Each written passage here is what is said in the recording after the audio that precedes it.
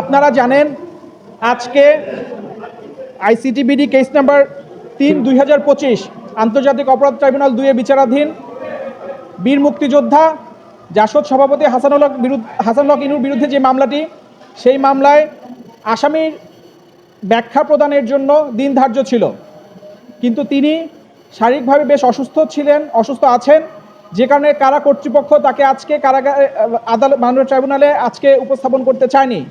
তবুও এখান থেকে ট্রাইব্যুনালের এখানে সংশ্লিষ্ট দপ্তর থেকে বারবার অনুরোধ করার কারণে, বারবার তাদেরকে নির্দেশ দেওয়ার কারণে তাকে এখানে আনা হয়েছে। এখানে আনার পরেও তাকে এজলাসে উপস্থিত করা যায়নি তার শারীরিক অসুস্থতার কারণে।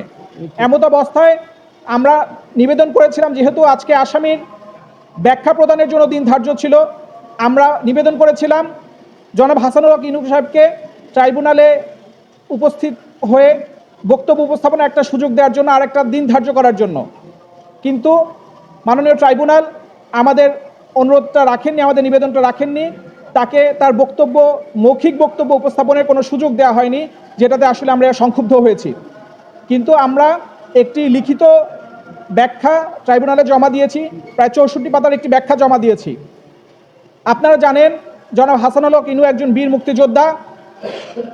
এই মার্চ মাসে, স্বাধীনতার ঘোষণার মাসে দাঁড়িয়ে বলতে হয়, বাংলাদেশ জন্মের ইতিহাসের সাথে জনাব হাসানুল হক ইনু জড়িত। এমনকি কিছুদিন আগে যে পতাকা উত্তোলন দিবস গেল, এই বাংলাদেশের জাতীয় পতাকার নকশাকারীদের মধ্যে, নকশার সাথেও তিনি সম্পৃক্ত। এরকম একজন বীর মুক্তিযোদ্ধার বিচার এই ট্রাইব্যুনালে হচ্ছে। আপনারা জানেন সদ্য বিদায়ী যে অন্তর্বর্তী প্রশাসন ছিল, যে অন্তর্বর্তী সরকার ছিল, সেই সরকার ক্ষমতা গ্রহণের পর থেকে যতদিন তারা ক্ষমতায় ছিল, ততদিন বাংলাদেশের মুক্তিযুদ্ধের মৌলিক নীতির বিরুদ্ধে গিয়ে তারা দেশ পরিচালনার চেষ্টা করেছেন। এবং সেই সময় মুক্তিযুদ্ধের নীতির সমর্থনকারী এবং বাংলাদেশের সংবিধানের সমর্থন এবং সংরক্ষণের জন্য যারা সবসময় জোরালো ভূমিকা রেখেছেন, জোরালো বক্তব্য প্রদান করেছেন, তাদের বিরুদ্ধে একের পর এক গায়েবী মামলা দিয়ে এবং ভিত্তিহীন মিথ্যা তথ্য দিয়ে মামলা দিয়ে তাদেরকে কারান্তরীণ করেছেন। জনাব হাসানুল হক ইনু এই অত্র ট্রাইব্যুনালে তার বিরুদ্ধে যখন চার্জ গঠন করা হয়, তখনও তিনি এই কথাটি ট্রাইব্যুনালে বলেছিলেন যে আমি গায়েবী মামলার শিকার। এটা আপনাদের মিডিয়ার মাধ্যমে ওই সময় প্রকাশিত হয়েছিল, আপনারা জানেন। এবং এখনও আমাদের বক্তব্য তাই।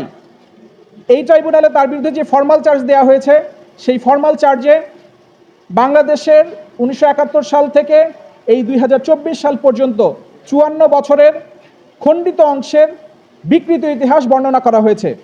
তার বিরুদ্ধে অভিযোগ ছাড়াও বিকৃত ইতিহাস বর্ণনা করেছে।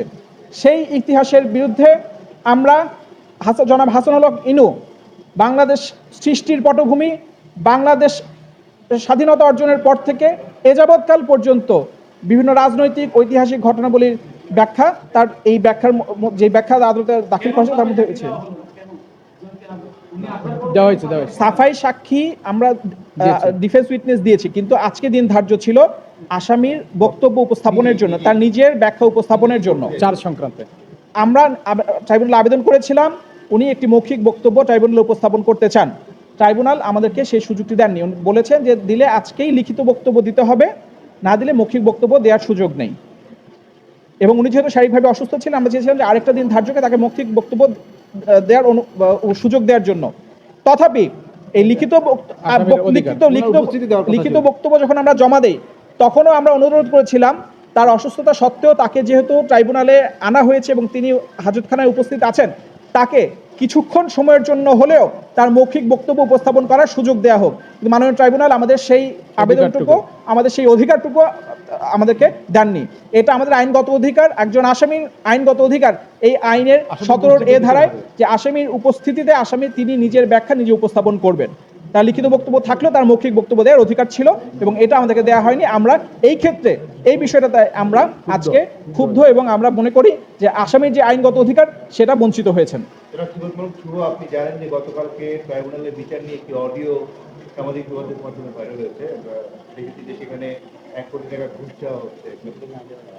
যেহেতু আপনি ডিফেন্স তো আপনি এই পুরো বিষয়ে কিভাবে ব্যাখ্যা করবেন? আপনাদের কাছে এরকম কোনো অফার কখনো এসেছিল কি? আমরা এই বিষয়গুলো আহ, গণমাধ্যমের মাধ্যমে আমরা বিভিন্ন সংবাদপত্র এবং মিডিয়ার মাধ্যমে আমরা জানতে পারছি।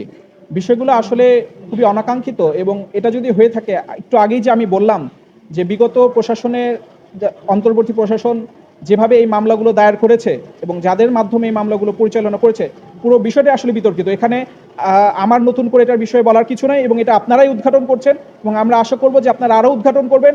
এবং নবনিযুক্ত বিজ্ঞ চিফ প্রসিকিউটর যিনি আছেন তিনি বলেছেন যে বিষয়গুলো তিনি তদন্ত করবেন এবং তিনি পর্যালোচনা করবেন পুরনো ফাইলগুলো, এবং আমরা আশা করব তিনি সবগুলো মামলা, শুধু যে কটা মামলার বিষয়ে ইতিমধ্যে তথ্য বের হয়েছে সেগুলো না, তিনি সবগুলো মামলায় পর্যালোচনা করবেন যে বিষয়গুলো রাজনৈতিক হয়রানিমূলক কিনা এবং এখানে কোনো অনৈতিক লেনদেনের বিষয় আছে কিনা উদ্ধার করবেন। এবং আমরা আশা করব আপনারা এই বিষয়ে সহযোগিতা করবেন এবং আপনারা জনগণের সামনে সত্যটা তুলে ধরবেন।